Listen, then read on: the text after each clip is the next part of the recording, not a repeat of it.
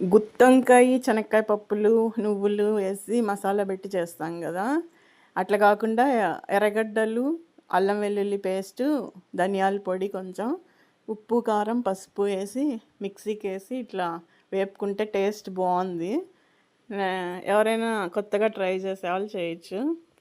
First onions 1/4 kilo వంకాయలకి ఒక 3 onions, ఉప్పు, కారము, పసుపు, ధనియాల పొడి, అల్లం వెల్లుల్లి పేస్ట్.